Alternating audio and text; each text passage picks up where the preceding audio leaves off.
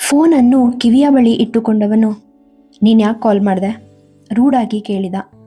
ಲೈನ್ನಲ್ಲಿ ಇದ್ದ ಶೀತಲ್ ನಿನ್ನ ಮದುವೆಗೆ ಇನ್ವೈಟ್ ಮಾಡೋಕೆ ಕೂಲ್ ಆಗಿ ಹೇಳಿದಳು. ಅಶ್ವಿನ್ ಆಕಾಶದಲ್ಲಿ ಮಿನುಗುತ್ತಿದ್ದ ನಕ್ಷತ್ರಗಳನ್ನು ನೋಡುತ್ತಾ ನಾನು ಬರಲ್ಲ ಎಂದ. ಶೀತಲ್ ನನಗೆ ಗೊತ್ತು ಎಂದಳು ಉಸಿರುಗಟ್ಟಿದ ಧ್ವನಿಯಲ್ಲಿ. ಎಲ್ಲವನ್ನೂ ಅರ್ಥ ಮಾಡಿಕೊಂಡ ಅಶ್ವಿನ್ ಹಾಗಾದರೆ ಮತ್ತೆ ಯಾಕೆ ಕಾಲ್ ಮಾಡಿದೆ ಕೇಳಿದ. ಶೀತಲ್ ಯಾಕಂದರೆ ನೀನನ್ನು ಇನ್ವೈಟ್ ಮಾಡಿದೆ ಮದುವೆ ಆದೆ, ಆದರೆ ನನಗಾಗಲಿಲ್ಲ ಎಂದಳು. ಅಶ್ವಿನ್ ನೋಡು, ನೀನು ಮಾತಾಡೋದು ಬಿಟ್ಟು ಅಳೋಕೆ ಅಂತ ಕಾಲ್ ಮಾಡಿದರೆ ಪ್ಲೀಸ್ ಕಾಲ್ ಕಟ್ ಮಾಡು. ನಾನು ನಿನ್ನ ಅಳುಗೆ ಸ್ಪಂದಿಸೋದಿಲ್ಲ, ಯಾಕಂದರೆ ನೀನೇ ಹೇಳಿದ್ಯಾ ಇನ್ಮೇಲೆ ಕಣ್ಣೀರು ಹಾಕಲ್ಲ ಅಂತ. ಗಡುಸಾಗಿತ್ತು ಅವನ ಧ್ವನಿ, ಆದರೆ ಹೃದಯ. ಶೀತಲ್ ಕಣ್ಣುಗಳನ್ನು ಒರೆಸಿಕೊಳ್ಳುತ್ತಾ ನನ್ನಳು ತುಂಬ ವ್ಯತ್ಯಾಸವನ್ನು ಉಂಟು ಮಾಡುತ್ತೆ ಎಂದಳು. ಅಶ್ವಿನ್ ಹೌದು, ಅದನ್ನು ನಾನು ಒಪ್ತೀನಿ, ಆದರೆ ನೀನು ಒಪ್ಪದೇ ಇದ್ರೂ ನಾನು ಯಾವುದೇ ಪ್ರಶ್ನೆಗಳನ್ನ ಕೇಳಲ್ಲ ಎಂದ. ಶೀತಲ್ ನೀನು ನನ್ನನ್ನು ತಡೆಯೋದಿಲ್ವಾ? ಅಶ್ವಿನ್ ಇಲ್ಲ. ಯಾಕೆ? ತಪ್ಪು ನಿರ್ಧಾರಗಳ ಮೇಲೆ ಪಡೆದ ಶಿಕ್ಷೆಗೆ ನಾನು ಎಷ್ಟು ಬೆಲೆ ತೆತ್ತಿದ್ದೀನಿ ಅಂತ ನನಗೆ ಮಾತ್ರ ಗೊತ್ತು. ನೀನು ನನಗಿಂತ ತುಂಬ ಬುದ್ಧಿವಂತೆ. ನೀನು ಯಾವುದೇ ನಿರ್ಧಾರ ತಗೊಂಡ್ರೂ ಅದು ಸರಿಯಾಗೇ ಇರುತ್ತೆ ಮೆಲುವಾಗಿ ಹೇಳಿದ. ನಾನೀಗ ಈ ವಿಷಯದ ಬಗ್ಗೆ ತರ್ಕ ಮಾಡಬೇಕಾ? ನಿನ್ನ ಮುಂದೆ ವಾದ ಮಾಡಿ ಏನು ಪ್ರಯೋಜನ? ನೀನು ನನ್ನ ಹಕ್ಕುಗಳನ್ನ ಪಡಿತಾ ಇದೆಯಾ? ಅಶ್ವಿನ್ ನೀನು, ನಾನು ಅಥವಾ ಬೇರೆ ಯಾರಾದರೂ ಹೇಳೋದ್ರಿಂದ ಏನೂ ಕೊನೆಯಾಗಲ್ಲ. ಪ್ರೀತಿಯಿಂದ ಬೆಳೆದ ಒಂದು ಬೆಸುಗೆ, ಪ್ರೀತಿ ಇರುವಾಗ ಅದು ಹೇಗೆ ಕೊನೆಯಾಗುತ್ತೆ? ಶೀತಲ್ ಮೌನವಾಗಿದ್ದಳು. ಅಶ್ವಿನ್ ನಾನು ಫೋನ್ ಕಟ್ ಮಾಡ್ತೀನಿ. ಎಲ್ಲನೂ ನಾರ್ಮಲ್ ಕಂಡೀಷನಲ್ಲಿ ಇಟ್ಕೊಂಡು ನಾನು ಹೆಚ್ಚು ಹೊತ್ತು ಮಾತಾಡೋಕ್ಕೆ ಆಗಲ್ಲ. ಆಮೇಲೆ ಇನ್ನೊಂದು ವಿಷಯ, ನೀನು ಮದುವೆ ಆದಮೇಲೂ ಕೂಡ ಯಾರಾದರೂ ನಿನಗೆ ನೋವು ಮಾಡಿದ್ರೆ ನಾನು ಆ ದಿನ ಗುದ್ದುದ ಹಾಗೇನೆ ಮುಖಾಮುಖಿ ನೋಡಲ್ಲ. ನೀನು ಏನು ಬೇಕಾದರೂ ಪ್ರಶ್ನೆಗಳನ್ನ ಕೇಳಬಹುದು. ಹೀಗೆ ಹೇಳಿ ಅವನು ಫೋನ್ ಕಟ್ ಮಾಡಿದ. ತನ್ನ ರೂಮಿನಲ್ಲಿ ಕುಳಿತಿದ್ದ ಶೀತಲ್ ಫೋನನ್ನೇ ದಿಟ್ಟಿಸಿ ನೋಡುತ್ತಿದ್ದಳು. ಈ ಕಡೆ ಬಾಲ್ಕನಿಯಿಂದಲೇ ಫೋನನ್ನು ಹಾಸಿಗೆಯ ಮೇಲೆ ಎಸೆದವನು ನಕ್ಷತ್ರಗಳನ್ನು ನೋಡುತ್ತಾ ಅಲ್ಲೇ ನಿಂತ. ಕೆಲವೊಮ್ಮೆ ನಾವು ಸರಿಯೋ ತಪ್ಪೋ ಎಂದು ನಿರ್ಧರಿಸುವುದು ತುಂಬಾ ಕಷ್ಟವಾಗುತ್ತದೆ. ಬೇರೊಬ್ಬರ ಸಂತೋಷವು ಸತ್ಯದಲ್ಲಿ ಅಡಗಿರುವಾಗ ಮತ್ತು ನಮ್ಮ ಶಾಂತಿ ತಪ್ಪಿನಲ್ಲಿ ಅಡಗಿರುವಾಗ ಆ ಕಷ್ಟ ಇನ್ನಷ್ಟು ಹೆಚ್ಚಾಗುತ್ತದೆ. ಆ ದಿನ ನಾನು ವಿಶ್ವಾಸ್ ಮುಂದೆ ಅವನಿಗೆ ಏನು ಹೇಳಿದ್ದೆ ಅದನ್ನು ಅವನಿಗೆ ಹೇಳೋ ಮನಸ್ಸು ನನಗೆ ನಿಜವಾಗಿಯೂ ಇರಲಿಲ್ಲ. ಆದರೆ ನಾನು ಅವನ ಕಣ್ಣುಗಳಲ್ಲಿ ಹೊಸ ಆರಂಭದ ಹಾದಿನ ನೋಡಿದಾಗ ಅವನ ಬಾಯಿ ಮುಚ್ಚೋದು ಸರಿ ಅಂತ ನನಗನ್ನಿಸ್ತು. ಆದರೆ ಈ ಮಧ್ಯೆ ನಾನು ಇದನ್ನೆಲ್ಲ ಯಾರಿಗೆ ಹೇಳ್ತಿದ್ದೀನಿ ಅಂತ ನಾನು ಮರ್ತಿದ್ದೆ. ನನ್ನ ಮೌನಕ್ಕೆ ಕಾರಣನ ತಿಳಿದಿರೋವ್ರಿಗೆ ನನ್ನ ಮಾತಿನ ಹಿಂದಿನ ಅರ್ಥವನ್ನು ಅರ್ಥ ಮಾಡ್ಕೊಳ್ಳೋಕೆ ಸಾಧ್ಯವಾಗೋದಿಲ್ಲ. ಇಲ್ಲ, ಅವನಿಗೆ ಅರ್ಥ ಆಯಿತು. ನಾನು ನನ್ನ ಸುತ್ತಲೂ ಗೋಡೆಯನ್ನು ನಿರ್ಮಿಸ್ಕೊಂಡಿದ್ದೀನಿ ಅಂತ ಅವನಿಗೆ ಅರ್ಥ ಆಯಿತು. ಅವನೀಗ ಅದನ್ನು ನನಗೆ ಹೇಳೋದಿಲ್ಲ ಅಂತ ನನಗೆ ತಿಳಿದಿದೆ. ಯಾಕಂದರೆ ಅನೇಕ ವಿಷಯಗಳಲ್ಲಿ ಅವನು ನನ್ನ ಮೇಲೆ ಭಾರ ಏರಿದ್ದಾನೆ. ಒಂದು ವಿಷಯ ಅಂದರೆ ಅವನು ಪ್ರೀತಿ ಇಲ್ಲದೆ 3 ವರ್ಷಗಳನ್ನ ಕಳೆಯಬಲ್ಲ ವ್ಯಕ್ತಿಗೆ ಅವನಿಲ್ಲದೆ ಇಡೀ ಜೀವನವನ್ನು ಕಳೆಯೋದು ಅಷ್ಟು ಕಷ್ಟ ಅಲ್ಲ. ಹೃದಯದ ಭಾವನೆಗಳು ಇದರಲ್ಲಿ ಸೇರದೇ ಇದ್ರೆ, ಯಾಕಂದರೆ ನೋವು ಯಾವಾಗಲೂ ಅನುಭವಿಸ್ತಲೇ ಇರುತ್ತದೆ. ಅದಕ್ಕೆ ಯಾರು ಕಾರಣ? ನಾನು ಹೇಗೆ ಸಮಯ ಕಳೆದಿದ್ದೀನಿ ನಿಮಗೆ ತಿಳಿದಿದೆಯೇ? ಅಥವಾ ನನಗೆ? ಅವನ ನೋವು ಮಾತ್ರ ಅನುಭವಿಸಲು ಸಾಧ್ಯ. ಆ ದಿನ ಅವನು ನನ್ನ ಮುಂದೆ ಕುಳಿತು ಎಲ್ಲವನ್ನು ಹೇಳ್ತಿದ್ದಾಗ ಅವನ ನೋವು ನನ್ನದಕ್ಕಿಂತ ಹೆಚ್ಚು ಅಂತ ನನಗನ್ನಿಸ್ತು. ಯಾಕಂದರೆ ಕೆಲವೊಮ್ಮೆ ಎಲ್ಲವನ್ನು ನಮ್ಮಲ್ಲಿಯೇ ಇಟ್ಟುಕೊಳ್ಳುವುದು ಮತ್ತು ಯಾರಿಗೂ ಹೇಳಲು ಸಾಧ್ಯವಾಗದಿರುವುದು ನಮ್ಮ ನೋವನ್ನು ಹೆಚ್ಚಿಸುತ್ತದೆ. ಇಂದು ನಾನು ಅದನ್ನು ಅನುಭವಿಸುತ್ತಿದ್ದೇನೆ. ಅವರ ಮೌನದಲ್ಲೇ ಅಡಗಿರುವ ಮಾತುಗಳ ಅರ್ಥವನ್ನು ತಿಳಿದುಕೊಳ್ಳಲು ಶುರು ಮಾಡುವ ಮಟ್ಟಿಗೆ ಯಾರನ್ನಾದರೂ ತಿಳಿದುಕೊಳ್ಳುವುದು ಅಗತ್ಯವೇ. ಆ ದಿನದ ಮನದ ಮಾತುಗಳು ಡೈರಿಯಲ್ಲಿ ಅಕ್ಷರಗಳಾದವು. ಮರುದಿನ ಬೆಳಿಗ್ಗೆ ಅಶ್ವಿನ್ ದೆಹಲಿಗೆ ಹೊರಟು ಶೀತಲಾಳನ್ನು ಅವಳ ಸ್ವಂತ ನಿರ್ಧಾರಗಳಿಗೆ ಬಿಟ್ಟು ಬಿಟ್ಟ. ಈ ಆಲೋಚನೆ ಅವನ ಮನಸ್ಸಿನಲ್ಲಿ ನಡೆಯುತ್ತಲೇ ಇತ್ತು. ಅವಳ ಸ್ವಂತ ನಿರ್ಧಾರಗಳನ್ನು ತೆಗೆದುಕೊಳ್ಳುವ ಹಕ್ಕು ಅವಳಿಗೆ ಇದೆ ಎಂದು ನಿರ್ಧರಿಸಿದ್ದ. ಅವನು ಅನುಭವಿಸುತ್ತಿರುವ ಒತ್ತಡವನ್ನು ಯಾರ ಮೇಲೆಯೂ ಹೇರಲು ಅವನಿಗೆ ಇಷ್ಟವಿರಲಿಲ್ಲ. ಮುಂದಿನ 2 ದಿನಗಳು ಬೇಗನೆ ಕಳೆದವು. ಅಶ್ವಿನ್ ದೆಹಲಿಗೆ ಹೋಗಿದ್ದ ಕೆಲಸವೆಲ್ಲ ಮುಗಿದಿತ್ತು. ಆದರೆ ಅವನಿಗೆ ಮುಂದೆ ಎಲ್ಲಿಗೆ ಹೋಗಬೇಕು ಎಂದು ತಿಳಿದಿರಲಿಲ್ಲ. ಅದಕ್ಕಾಗಿಯೇ ಅವನು ಕೊನೆಯ 2 ಗಂಟೆಗಳ ಕಾಲ ಅಶಾಂತನಾಗಿ ರೈಲ್ವೆ ಸ್ಟೇಷನ್ನಲ್ಲಿ ಕುಳಿತಿದ್ದ. ಅವನಿಗೆ ಮನೆಗೆ ಹೋಗುವ ಮನಸ್ಸಿರಲಿಲ್ಲ. ಅವನ ಜೀವನದ ಗಮ್ಯಸ್ಥಾನ ಯಾವುದೆಂದು ಅವನಿಗೆ ಇನ್ನೂ ತಿಳಿದಿರಲಿಲ್ಲ. ಇದ್ದಕ್ಕಿದ್ದಂತೆ ಅಶ್ವಿನ್ ತನ್ನದೇ ಆಲೋಚನೆಯಲ್ಲಿ ಕಳೆದು ಹೋದನು. 3-4 ವರ್ಷದ ಬಾಲಕಿ ಒಬ್ಬಳು ಅವನ ಮುಂದೆ ಎಡವಿ ಬಿದ್ದಳು. ಅವಳು ಅಳಲು ಶುರು ಮಾಡುತ್ತಿದ್ದಂತೆಯೇ ಅವಳ ತಾಯಿ ಅಲ್ಲಿಗೆ ಓಡಿ ಬಂದು ಆ ಮಗುವನ್ನು ಎತ್ತಿಕೊಂಡು ಸಮಾಧಾನಿಸುತ್ತಿದ್ದಳು. ಆದರೆ ಆ ಮಗು ಇನ್ನೂ ಅಳುತ್ತಲೇ ಇದ್ದಳು. ಆಗ ಒಬ್ಬ ವ್ಯಕ್ತಿ ಆ ಮಹಿಳೆಯ ಪಕ್ಕ ಬಂದು ನಿಂತ. ಆ ಹುಡುಗಿ ಇನ್ನೂ ಅಳುತ್ತಿದ್ದ ಕಾರಣ ಅಶ್ವಿನ್ ಆ ಮಗುವನ್ನೇ ನೋಡುತ್ತಿದ್ದ. ಅವರ ಉಡುಗೆ ತೊಡುಗೆಗಳನ್ನು ನೋಡಿದವನಿಗೆ ಆ ಕುಟುಂಬದ ಸ್ಥಿತಿ ಅರಿವಾಗಿತ್ತು. ಸಾಮಾನ್ಯವಾಗಿ ಅಂತಹ ಜನರನ್ನು ದಿನಕೂಲಿ ಕಾರ್ಮಿಕರು ಅಂತ ಕರೀತಾರೆ. ಬಹುಶಃ ಅದಕ್ಕಾಗಿನೇ ಯಾರೂ ಅವ್ರ ಬಗ್ಗೆ ಹೆಚ್ಚು ಗಮನ ಹರಿಸ್ತಾ ಇರಲಿಲ್ಲ. ಅಶ್ವಿನ್ಗೆ ಈಗ ಆ ಮಗು ಅಳುತ್ತಿರುವುದು ತುಂಬಾ ಬೇಸರವಾಯಿತು.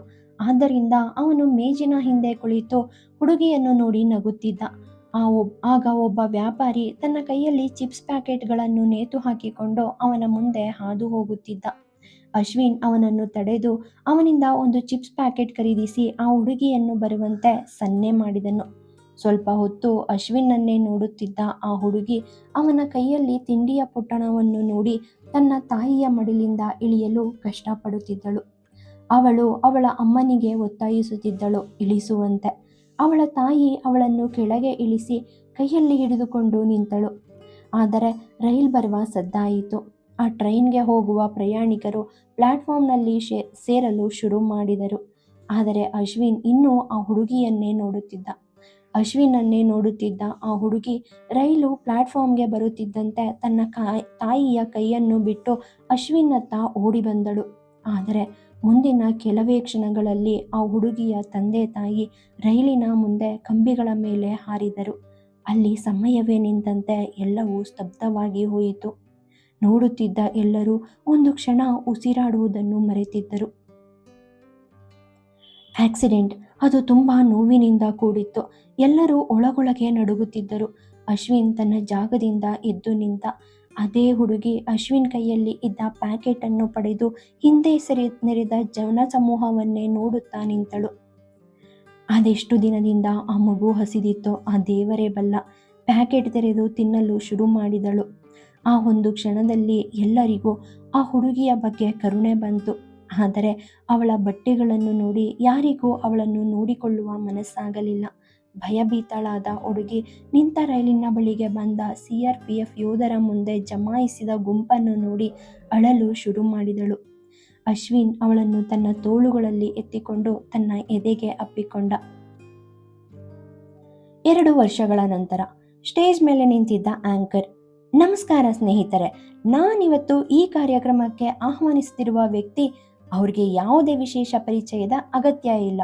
ಆದರೆ ಇಂಟ್ರೊಡ್ಯೂಸ್ ಮಾಡೋದು ಪದ್ಧತಿಯಾದ ಕಾರಣ ದಯವಿಟ್ಟು ಅವರನ್ನು ಮತ್ತೊಮ್ಮೆ ಸ್ವಾಗತಿಸೋಣ.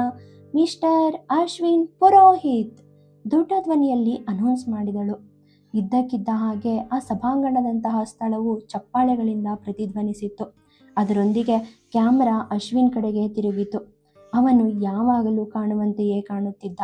ಅದೇ ತಿಳಿ ಮೋಡಗಳ ಬಣ್ಣದ ಬಿಳಿ ಶರ್ಟ್ ಮತ್ತು ನೀಲಿ ಜೀನ್ಸ್ ಧರಿಸಿದ್ದ. ಶರ್ಟ್ನ 2 ತೋಳುಗಳನ್ನು ಮೊಣಕೈವರೆಗೆ ಮಡಚಿದ್ದ. ಮುಖದ ತುಂಬ ನಗು ತುಂಬಿಕೊಂಡು ಅವನು ಆ ಸ್ಟೇಜ್ ಮೇಲೆ ಕುಳಿತಿದ್ದ.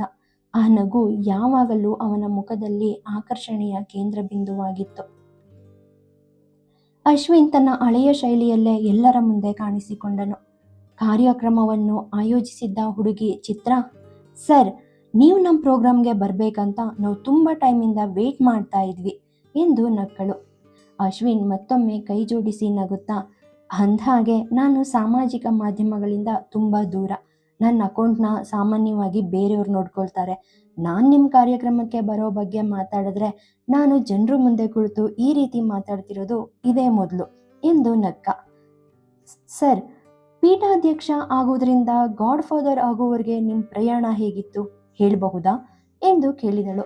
ಅಶ್ವಿನ್, ನಾನದನ್ನು ಸುಲಭ ಅಂತ ಹೇಳೋದಿಲ್ಲ. ನೀವು ಡಿಫರೆಂಟ್ ಆಗಿ ಏನಾದರೂ ಮಾಡ್ತಾ ಇದ್ರೆ ಅದು ಈಸಿಯಾಗಿರೋಕ್ಕೆ ಸಾಧ್ಯನೇ ಇಲ್ಲ. ಚಿತ್ರ, ಸರ್, ಈ ಜರ್ನಿ ಹೇಗೆ ಶುರುವಾಯಿತು? ಅಶ್ವಿನ್, ಆರಂಭ ಕೆಲವೊಮ್ಮೆ ಯಾರದೋ ಒಬ್ಬರು ಜೀವನ ನಿಮ್ಮ ಜೀವನಕ್ಕೆ ಕಾರಣ ಆಗಿಬಿಡುತ್ತೆ. ನನ್ನ ಲೈಫಲ್ಲೂ ಹಾಗೆ ಆಯಿತು. ನಾನು ರೈಲ್ವೆ ಸ್ಟೇಷನಲ್ಲಿ ಲಕ್ಷ್ಮಿನ ನೋಡಿದಾಗ. ಚಿತ್ರ, ಲಕ್ಷ್ಮಿ? ಅಶ್ವಿನ್: ಹೌದು, ನಾನು ಅವಳಿಗೆ ಲಕ್ಷ್ಮಿ ಅಂತ ಹೆಸರಿಟ್ಟಿದ್ದೀನಿ ಮತ್ತು ನನ್ನ ಬಳಿಗೆ ಬಂದ ಎಲ್ಲ ಹೆಣ್ಮಕ್ಳಿಗೂ ನಾನು ಹೆಸರಿಟ್ಟಿದ್ದೀನಿ. ಗಂಗಾ, ಕಾವೇರಿ, ನರ್ಮದಾ. ಕೇವಲ 2 ದಿನಗಳ ಹಿಂದೆ ಒಬ್ಬ ಮಹಿಳೆ ಆಶ್ರಮದ ಮುಂದೆ ಒಂದು ಹುಡುಗಿನ ಬಿಟ್ಟು ಹೋಗಿದ್ಲು. ಎಲ್ಲ ಹುಡುಗಿರು ಒಟ್ಟಾಗಿ ಸೇರಿ ಅವಳಿಗೆ ಸರಸ್ವತಿ ಅಂತ ಹೆಸರಿಟ್ರು. ಅಶ್ವಿನ್ ಸೇರಿದಂತೆ ಎಲ್ಲರೂ ಮುಗುಳ್ನಕ್ಕರು. ಚಿತ್ರ: ನೀವು ಆ ಮಗುನ ತಾಯಿ ಬಗ್ಗೆ ಹೇಳಿದ್ರಿ, ಹಾಗಿದ್ರೆ ನೀವು ಆ ಮಹಿಳೆನ ನೋಡಿದ್ರಾ? ನೀವು ನೋಡಿದ್ಮೇಲೆ ಆಕೆನ ಯಾಕೆ ತಡಿಲಿಲ್ಲ? ಅಶ್ವಿನ್: ಏನೋ ಒಂದು ರೀತಿಯ ಬಲವಂತ ಇರಬೇಕು, ಅದಕ್ಕಾಗಿನೇ ಅವಳು ಬಿಟ್ಟು ಹೋಗಿರಬಹುದು. ಅಂಥ ಪರಿಸ್ಥಿತಿಲಿ ನಾನು ಆಕೆನ ಕೇಳಿದ್ರೆ ಅವಳು ಆ ಮಗುವನ್ನ ಕರ್ಕೊಂಡು ಎಲ್ಲಾದ್ರೂ ಹೋಗ್ಬಿಟ್ರೆ, ಅವಳು ಹೋಗೋದನ್ನ ನೋಡಿದ ನಂತರನೂ ನಾನು ಅವಳನ್ನ ನಿರ್ಲಕ್ಷಿಸೋದಕ್ಕಿಂತ ಅದು ಉತ್ತಮ ಅಲ್ವಾ? ಚಿತ್ರ: ಸರ್, ನಿಮ್ಮನ್ನ ಗಾಡ್ ಫಾದರ್ ಅಂತ ಕರೀತಾರೆ. ಅದ್ರ ಹಿಂದಿನ ಕಾರಣ ನಮಗೆ ತಿಳಿದಿದ್ರು ನಾವು ನಿಮ್ಮ ಬಾಯಿಲೇ ಕೇಳೋಕೆ ಇಷ್ಟಪಡ್ತೀವಿ. ಅಶ್ವಿನ್: ವಾಸ್ತವವಾಗಿ ಇದೆಲ್ಲನೂ ಆ ರೈಲ್ವೆ ಹಳಿಯಿಂದಲೇ ಶುರುವಾಯಿತು. ಆದರೆ ಈ ಮಧ್ಯೆ ನಾನು ಕೆಲವು ಕಾನೂನು ವಿಧಿವಿಧಾನಗಳನ್ನ ಮುಗಿಸಿ ಲಕ್ಷ್ಮಿಯೊಂದಿಗೆ ಮನೆಗೆ ಹಿಂತಿರುಗಿದಾಗ ಯಾರೋ ನವಜಾತ ಮಗುವನ್ನ ಚರಂಡಿಲೆಸ್ತಿದ್ದಾರೆ ಅಂತ ನನಗೆ ಗೊತ್ತಾಯಿತು. ನನಗೂ ಕೋಪ ಬಂತು. ಆದರೆ ಯಾರನ್ನ ದೂಷಿಸಬೇಕು ಅಂತ ನನಗೆ ಅರ್ಥ ಆಗಲಿಲ್ಲ. ಆ ಮಗುವನ್ನ ಅಲ್ಲಿ ಬಿಟ್ಟು ಹೋದ ತಾಯಿಗೋ ಅಥವಾ ಅವಳು ಆ ಮಗುನ ಬಿಟ್ಟು ಹೋಗುವಂತಹ ಪರಿಸ್ಥಿತಿನೋ. ನಾನು ಆ ಮಗುನ ದತ್ತು ಪಡೆಯೋಕೆ ಟ್ರೈ ಮಾಡಿದೆ. ಆದರೆ ನಂತರ ಇದೆಲ್ಲವೂ ನನ್ನ ಜೀವನದ ಉದ್ದೇಶವಾಯಿತು. ಅದರ ನಂತರ ನಾನು ಹೆಣ್ಮಕ್ಳ ಬಗ್ಗೆ ಏನಾದರೂ ತಪ್ಪು ಘಟನೆಗಳನ್ನ ಕೇಳಿದಾಗಲೆಲ್ಲ ನಾನು ಅಲ್ಲಿಗೆ ಹೋಗ್ತಾ ಇದ್ದೆ. ಬಹುಶಃ ಅದು ಆಶ್ಚರ್ಯ ಅಂತ ಅನ್ನಿಸ್ಬೋದು. ನಾನು 3 ತಿಂಗಳಲ್ಲೇ 23 ಹುಡುಗಿರ ತಂದೆಯಾದೆ. ಕೆಲವರು ಹೀಗೆ ಸಿಕ್ಕರು, ಇನ್ನು ಕೆಲವರು ಯಾವುದೋ ಸ್ಟಾಫ್ಗಳಲ್ಲಿ ಬಿಟ್ಟು ಹೊರಟೋಗಿದ್ರು, ಕೆಲವರು ಕಾಣೆಯಾದವರು, ಅವರನ್ನು ಯಾರೂ ಹುಡುಕ್ತಾ ಬರಲೇ ಇಲ್ಲ, ಕೆಲವರು ಹೊಳೆ ದಿಣ್ಣೆಗಳಲ್ಲಿ, ಇನ್ನೂ ಕೆಲವರು ಕಸದ ತೊಟ್ಟಿಲಿ ಸಿಕ್ಕರು. ಇದಕ್ಕಿಂತ ಇನ್ನೂ ಹೆಚ್ಚು ವಿಷಯಗಳಿವೆ ಮತ್ತು ಪ್ರತಿಯೊಂದರ ಹಿಂದಿನ ಕತೆ ವಿಭಿನ್ನವಾಗಿದೆ ಎಂದ. ಚಿತ್ರ ತುಸು ಭಾವುಕರಾದರು. ಇದೆಂಥ ವಿಪರ್ಯಾಸ ಅಲ್ವಾ ಸರ್? ಒಂದು ಕಡೆ ನಾವು ಹೆಣ್ಮಗುನ ಉಳಿಸಿ ಅಂತ ಘೋಷಣೆನ ಎತ್ತೀವಿ, ಮತ್ತೊಂದು ಕಡೆ ನಾವು ಅದೇ ಹೆಣ್ಮಗುನ ಕಾಡಲ್ಲೆಸಿತೀವಿ, ಚರಂಡಿಗಳಲ್ಲಿ ಕೂಡ. ಅಶ್ವಿನ್: ಪರಿಸ್ಥಿತಿ ಮತ್ತು ಆಲೋಚನಾ ಮಟ್ಟಕ್ಕಿಂತ ಕೆಟ್ಟದಾಗಿರುತ್ತದೆ. ಯಾಕಂದರೆ ಈ ಸಮಯದಲ್ಲಿ ನಾವು 2 ಹೆಣ್ಮಕ್ಳನ್ನ ಉಳಿಸೋಕೆ ಸಾಧ್ಯ ಆಗಲಿಲ್ಲ. ಯಾಕಂದರೆ ನಾವು ಅಲ್ಲಿಗೆ ತಲುಪೋ ಹೊತ್ತಿಗೆ ಹೇಳಿದ ಅಶ್ವಿನ್ಗೆ ಮುಂದೆ ಮಾತನಾಡಲಾಗಲಿಲ್ಲ. ಚಿತ್ರ ಸ್ವಲ್ಪ ಬ್ರೇಕ್ ತೆಗೆದುಕೊಂಡಳು. ಚಿತ್ರ: ಕೆಲವು ಸಮಯದ ಹಿಂದೆ ನೀವು ಕಳ್ಳ ಸಾಗಣೆಗಾಗಿ ಕರೆದೊಯ್ಯಲಾಗುತ್ತಿದ್ದ ಕೆಲವು ಹುಡುಗಿಯರನ್ನ ರಕ್ಷಿಸಿದಿರಿ ಅಂತ ನಾನು ಕೇಳ್ಪಟ್ಟೆ. ಅಶ್ವಿನ್: ಹೌದು, ಅವರನ್ನ ಒಂದು ಕಂಟೈನರಲ್ಲಿ ಕಳಿಸ್ಲಾಗ್ತಾ ಇತ್ತು. ಅದರಲ್ಲಿ 2 ಒಂದೇ ಕಂಟೈನರಲ್ಲಿ ನೇಣು ಬಿಗಿದುಕೊಂಡು ಆತ್ಮಹತ್ಯೆ ಮಾಡ್ಕೊಂಡ್ಬಿಟ್ರು. 14 ಹುಡುಗಿರಲ್ಲಿ 2 ಪೋಷಕರು ಮಾತ್ರ ಅವ್ರನ್ನ ಕರ್ಕೊಂಡು ಹೋಗೋಕೆ ಬಂದರು. ಮತ್ತೆ ಉಳಿದವರು. ಚಿತ್ರ: ಉಳಿದವರು? ಅಶ್ವಿನ್: ಅವ್ರ ಗಾಡ್ ಫಾದರ್ ಜೊತೆ ಇದ್ದಾರೆ ಎಂದು ನಕ್ಕ. ಚಿತ್ರ ಮತ್ತೊಮ್ಮೆ ಮುಗುಳ್ನಕ್ಕಳು. ಅಶ್ವಿನ್: ಎಲ್ಲರೂ ಸಣ್ಣ ಸಣ್ಣ ಕುಟುಂಬ ಮತ್ತು ಊರುಗಳಿಂದ ಬಂದವರು.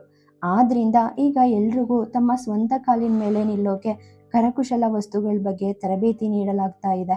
ಅದಕ್ಕಾಗಿಯೇ ಕೆಲವರು ಶಾಲಾ ಶಿಕ್ಷಣವನ್ನು ಪ್ರಾರಂಭಿಸಲಾಗ್ತಾ ಇದೆ ಎಂದ. ಚಿತ್ರ: ಅದರಿಂದಾಗಿ ನಿಮಗೆ ಬಹಳಷ್ಟು ಬೆದರಿಕೆಗಳು ಬಂದಿವೆ ಅಂತ ನಾನು ಕೇಳಿದ್ದೀನಿ. ಅಶ್ವಿನ್ ನಗುತ್ತಾ: ಅವೇನು ಬರ್ತಾನೆ ಇರ್ತವೆ. ಚಿತ್ರ: ನಿಮ್ಮ ಸ್ವಂತ ಸಮುದಾಯದ ಕೆಲವರು ನಿಮ್ಮನ್ನ ಧರ್ಮ ವಿರೋಧಿ ಅಂತ ಕರೀತಾರೆ. ಅಶ್ವಿನ್: ನಾನು ಧರ್ಮ ವಿರೋಧಿ ಅಲ್ಲ. ಹೌದು, ನಾನು ಜಾತಿವಾದವನ್ನು ವಿರೋಧಿಸ್ತೀನಿ. ಇದು ಸರಿ ಅಂತ ನಾನು ಭಾವಿಸೋದಿಲ್ಲ. ಕಾಲದೊಂದಿಗೆ ಆಗಬೇಕೆಂದು ನಾನು ಭಾವಿಸುವ ಕೆಲವು ಬದಲಾವಣೆಗಳು, ಆ ನಂತರವೂ ಮಾತ್ರ ಅವುಗಳನ್ನು ಧರ್ಮ ವಿರೋಧಿ ಅಂತ ಕಂಡುಕೊಂಡಿದ್ದಾರೆ. ಚಿತ್ರ: ಕೆಲವರು ಅರ್ಚಕರ ಸಿಂಹಾಸನವನ್ನು ಸ್ವೀಕರಿಸದಿದ್ದಕ್ಕಾಗಿ ನಿಮ್ಮ ಮೇಲೆ ಕೋಪ ಮಾಡಿಕೊಂಡಿದ್ದಾರೆ. ಅಶ್ವಿನ್ ನಗುತ್ತಾ: ಅರ್ಹರು ಯಾರಿರ್ತಾರೋ ಅದನ್ನು ಪಡಿಬೇಕು, ಹುಟ್ಟಿನ ಆಧಾರದ ಮೇಲೆ ಅಲ್ಲ, ಆದರೆ ಕರ್ಮದ ಆಧಾರದ ಮೇಲೆ ಅಂತ ನಾನು ನಂಬ್ತೀನಿ ಎಂದ. ಚಿತ್ರ ನಗುತ್ತಾ: ಸರ್, ನೀವು ಎಲ್ಲ ಜಾತಿ ಸಮ್ಮೇಳನವನ್ನು ಆಯೋಜಿಸಲಿದ್ದೀರಿ, ಅದಕ್ಕಾಗಿ ಏನಾದರೂ? ಅಶ್ವಿನ್ ಮುಗುಳು ನಕ್ಕು: ನಾನು ಅದ್ರ ಬಗ್ಗೆ ಏನು ಹೇಳಲಿ? ಇದು ಈ ವರ್ಷದ 3ನೇ ಸಮ್ಮೇಳನವಾಗಿದ್ದು ಯಾವುದೇ ರೀತಿಯಲ್ಲಿ ತಮ್ಮ ಹೆಣ್ಮಕ್ಳನ್ನ ಮದುವೆ ಮಾಡ್ಕೊಡೋಕ್ಕೆ ಸಾಧ್ಯವಾಗದ ಎಲ್ಲ ಕುಟುಂಬಗಳನ್ನ ಸೇರಿಸಲಾಗ್ತಾ ಇದೆ. ನೀವು ಕೂಡ ಬಂದು ಹುಡುಗಿರನ್ನ ಆಶೀರ್ವದಿಸಿ. ಚಿತ್ರ: ಸರ್, ನೀವು ದತ್ತು ಪಡೆಯೋ ಆಯ್ಕೆಯನ್ನು ಸಹ ಇಟ್ಕೊಂಡಿದ್ದೀರಿ. ಕೆಲವು ಸಮಯದ ಹಿಂದೆ ನೀವು ಇದಕ್ಕಾಗಿ ಕೆಲವು ವಿವಾದಗಳನ್ನ ಎದುರಿಸಬೇಕಾಯಿತು. ಅಶ್ವಿನ್, ಇದೆಲ್ಲವೂ ಜೀವನದಲ್ಲಿ ನಡೀತಲೇ ಇರುತ್ತೆ. ದತ್ತು ತಗೊಳ್ಳೋ ವಿಷಯಕ್ಕೆ ಬಂದಾಗ ನಮ್ಮ ತಂಡ ಆ ಕುಟುಂಬವನ್ನು ಬಹಳ ಸಮಯ ಗಮನಿಸುತ್ತೆ, ಕಾಲಕ್ಕೆ ಪರಿಶೀಲಿಸ್ತಾ ಇರುತ್ತೆ. ಈ ಮಧ್ಯೆ ನಾವು ಸಣ್ಣದೊಂದು ಅನುಮಾನಕ್ಕೂ ಯಾವುದೇ ಅಪಾಯವನ್ನು ತೆಗೆದುಕೊಳ್ಳುವುದಿಲ್ಲ. ಹೆಣ್ಣು ಮಕ್ಕಳನ್ನು ದತ್ತು ಪಡೆದ ಕುಟುಂಬವು ಲಂಡನ್ಗೆ ಸ್ಥಳಾಂತರಗೊಳ್ಳಲು ಬಯಸಿದೆ ಎಂಬ ಅಂಶದ ಬಗ್ಗೆ ವಿವಾದವಿತ್ತು. ಈ ರೀತಿ ಏನನ್ನೋ ಅವರು ಮೊದಲೇ ಹೇಳಿರಲಿಲ್ಲ. ಹಾಗಾಗಿ ಪ್ರಸ್ತುತ ಕೇಸ್ ನಡೀತಾ ಇದೆ. ಚಿತ್ರ: ಸರ್, ಕೆಲವು ಪರ್ಸನಲ್ ಪ್ರಶ್ನೆಗಳಿಗೆ ಈಗ ಉತ್ತರಿಸಬಹುದಾ? ಅಶ್ವಿನ್: ನನಗೆ ನೀವೇ ಕೇಳಿದ ಅಷ್ಟು ಪ್ರಶ್ನೆಗಳು ಪರ್ಸನಲ್ಲೇ ಆಗಿದ್ವು. ಎಲ್ಲರೂ ಒಟ್ಟಿಗೆ ನಕ್ಕರು. ಚಿತ್ರ: ಸರ್, ನೀವು ಇದನ್ನ ಶುರು ಮಾಡೋಕೆ ನೀವು ಮನೆಯನ್ನ ತೊರೆದಿದ್ದೀರಿ ಎಂಬುದು ನಿಜಾನಾ? ಅಶ್ವಿನ್: ಇಲ್ಲ, ಈ ಮಾತು ಸುಳ್ಳು. ನಾನು ಈ ಮೊದಲೇ ಮನೆನ ತೊರೆದಿದ್ದೆ. ಇದೆಲ್ಲವೂ ಆನಂತರ ನಡೆದ ಘಟನೆಗಳು. ಚಿತ್ರ: ಹಾಗಾದ್ರೆ ನಿಮ್ಮ ತಂದೆ ಮತ್ತೆ ಪುರೋಹಿತ್ ಜಿ ಅವರು? ಅಶ್ವಿನ್: ಅವರು ಇನ್ನೂ ಕೋಪ ಮಾಡ್ಕೊಂಡಿದ್ದಾರೆ. ನಾನು ಅವ್ರ ಮನವೊಲಿಸ್ಲಿಲ್ಲ, ಯಾಕಂದ್ರೆ ನನಗೆ ನಾನು ಮಾಡಿದ್ದು ತಪ್ಪು ಅಂತ ಅನ್ನಿಸ್ಲಿಲ್ಲ. ಚಿತ್ರ: ಸರ್, ನೀವು ಅವರಿಂದ ಬೇರೆಯಾಗುವುದಕ್ಕೆ ಕಾರಣ ಏನು ಎಂಬುದಕ್ಕೆ ಒಂದು ವಿಷಯ ಇದೆ. ಅಶ್ವಿನ್ ನಗುತ್ತಾ: ನಿಮ್ಮ ಮನಸ್ಸಲ್ಲಿ ಯಾವುದೇ ಹಿಂಜರಿಕೆ ಬೇಡ. ನೀವು ಏನು ಕೇಳಬೇಕು ಅಂತ ಅಂದ್ಕೊಂಡ್ರೋ ನಾನು ಅದನ್ನು ಹೇಳ್ತೀನಿ. ನಾನು ಇಷ್ಟಪಟ್ಟ ಹುಡುಗಿನ ಮದುವೆಯಾಗೋಕ್ಕೆ ಬಯಸಿದ್ದೆ. ನಗುತ್ತಾ: ನನ್ನ ಹೆಣ್ಮಗಳು ಈ ವಿಷಯ ಕೇಳಿದಾಗ ಅವ್ರು ತುಂಬ ಸಂತೋಷಪಟ್ಟರು. ನಾನು ನನ್ನ ಆಯ್ಕೆಯ ಪ್ರಕಾರ ಮದುವೆಯಾಗೋಕ್ಕೆ ಇಷ್ಟಪಟ್ಟಿದ್ದೆ, ಆದರೆ ಅದು ಸಾಧ್ಯ ಆಗಲಿಲ್ಲ. ಅವರು ಇನ್ನೊಂದು ಸರಿ ನನ್ನನ್ನು ಮದುವೆಯಾಗೋಕ್ಕೆ ಒತ್ತಾಯ ಮಾಡಿದ್ರು. ಆದರೆ ನಾನು ಅವ್ರಿಗೆ ಹೇಳಿದೆ, ನಾನು ಒಮ್ಮೆ ಬಲಿಪಶು ಆದದ್ದು ಸಾಕು ಅಂತ. ಮತ್ತೊಮ್ಮೆ ಎಲ್ಲರೂ ನಕ್ಕರು. ಆದರೆ ಇಲ್ಲಿಯವರೆಗೆ ನಗುತ್ತಿದ್ದ ಅಶ್ವಿನ್ ಮುಖದಲ್ಲಿನ ನಗು ಸ್ವಲ್ಪ ಮಂಕಾಯಿತು. ಈಗ ನನಗೆ ಹೆಣ್ಮಕ್ಳು ಮತ್ತೆ ತಾಯಿ ಇದ್ದಾರೆ, ನನಗಷ್ಟೇ ಸಾಕು ಎಂದ. ಟಿವಿಯ ಮುಂದೆ ಕುಳಿತಿದ್ದ ಹುಡುಗಿ ಸೋಫಾದ ಇನ್ನೊಂದು ಬದಿಯಲ್ಲಿ ಕುಳಿತಿದ್ದ ಸುಮಂಗಲರಿಗೆ, ನೀವು ಆಂಟಿನ ನೋಡಿದ್ದೀರಾ? ಶೀತಲ್ ಹೆಸರು ಅಲ್ಲಿರಲೇ ಇಲ್ಲ. ಮದುವೆ ಬಗ್ಗೆ ಹೇಳುವಾಗ ಅಣ್ಣನ ಮುಖಭಾವ ಬದಲಾಯಿತು ಎಂದು ಕೇಳಿದಳು. ಅಶ್ವಿನ್ ಬಾಗಿಲಿನ ಬಳಿ ಬಂದನು. ಅದೆಲ್ಲ ನಿನ್ಗೆ ಗೊತ್ತಾಗೋಯ್ತಾ? ಅಚ್ಚರಿಯಿಂದ ಕೇಳಿದ. 22-23 ವರ್ಷ ವಯಸ್ಸಿನ ಹುಡುಗಿ ಸೀತಾಗೆ ಯಾವ್ದು ಗೊತ್ತಾಗಲ್ಲ ಇಲ್ಲದ ಕಾಲರ್ ಮೇಲೆ ಎತ್ತಿದಳು. ಅಶ್ವಿನ್ ನಗುತ್ತಾ ಸೋಫಾ ಮೇಲೆ ಕುಳಿತು ತನ್ನ ಲ್ಯಾಪ್ಟಾಪ್ ಅನ್ನು ಓಪನ್ ಮಾಡಿದ. ಆನ್ಯಾ ಪಾಪು ಇಷ್ಟು ಬೇಗ ಮಲಗ್ಬಿಟ್ಲಾ? ಕೇಳಿದ. ಸೀತಾ, ನೀನ್ ತುಂಬಾ ತಡವಾಗಿ ಬರ್ತಾ ಇದೀಯಾ ಅಣ್ಣಯ್ಯ. ಆನ್ಯಾ ಇಷ್ಟೊತ್ತು ಎಚ್ಚರವಾಗೇ ಇದ್ಲು ಎಂದನು. ಸುಮಂಗಲ ಇನ್ನು ಟಿವಿಯನ್ನು ನೋಡುತ್ತಿರುವುದನ್ನು ನೋಡಿದವನು ಅಮ್ಮ ಎಂದು ಕರೆದ. ಸುಮಂಗಲ, ನಿಮ್ಮಪ್ಪ ಕೂಡ ಈ ಕಾರ್ಯಕ್ರಮ ನೋಡಿರಬಹುದು ಅಲ್ವಾ ಎಂದರು. ಅಶ್ವಿನ್ ನಗುತ್ತಾ, ಅವರಿದನ್ನ ನೋಡಿರಬಹುದು, ಹಾಗೇನೆ ಕೋಪನೂ ಮಾಡ್ಕೊಂಡಿರಬಹುದು ಎಂದ. ಸುಮಂಗಲ, ನಿನಗೆ ಮತ್ತೆ ಆ ಬೆದರಿಕೆ ಕರೆಗಳು ಬರ್ತಾನೆ ಇದ್ದಾವಾ ಕೇಳಿದರು. ಅಶ್ವಿನ್, ನಾನು ನಿಮಗೆ ಎಷ್ಟು ಬಾರಿ ಹೇಳಿದ್ದೀನಿ, ಇದು ಯಾವಾಗಲೂ ನಡೀತಾನೆ ಇರುತ್ತೆ, ಇದ್ರ ಬಗ್ಗೆ ಹೆಚ್ಚು ಯೋಚಿಸಬೇಡಿ. ಸೀತಾ, ಅಣ್ಣಯ್ಯ ನೀನು ಈಗಷ್ಟೇ ಬಂದಿದ್ಯಾ, ಬಾ ಎದ್ದೇಳು, ನಾನು ನಿನಗೆ ಊಟ ಬಡಿಸ್ತೀನಿ ಎಂದಳು. ಅಶ್ವಿನ್, ಸ್ವಲ್ಪ ಟೈಮ್ ಕೊಡಮ್ಮ ಎಂದ. ಸೀತಾ ಅಶ್ವಿನ್ನ ಲ್ಯಾಪ್ಟಾಪನ್ನು ತಾನೇ ಮುಚ್ಚುತ್ತಾ, ನೀನು ನನ್ನ ಅಣ್ಣ, ಆದರೆ ಅನೇಕ ಹುಡುಗಿಯರ ತಂದೆನೂ ಕೂಡ. ನೀನು ಸ್ವಲ್ಪ ಏನಾದರೂ ವೀಕ್ ಆದರೆ ನಮ್ಮೆಲ್ಲರೂ ಗತಿ ಏನು ಹೊರಡಿಸಿದಳು. ಅಶ್ವಿನ್ ಎದ್ದು, ನಾನು ವೀಕ್ ಅಂತ ನೀನು ಒಪ್ತೀಯಾ? ಸೀತಾ, ಇಲ್ಲ, ನಾನು ಒಪ್ಪೋದಿಲ್ಲ, ಯಾಕಂದರೆ ಯಾರೂ ಸೀತಾನ ಗೆಲ್ಲೋಕ್ಕೆ ಸಾಧ್ಯ ಇಲ್ಲ ಕಣ್ಣು ಮಿಟುಕಿಸಿದಳು. ಅಶ್ವಿನ್ ಅವಳ ಮುಂದೆ ಬಂದು ಪ್ರೀತಿಯಿಂದ ಅವಳ ತಲೆ ಸವರಿದ.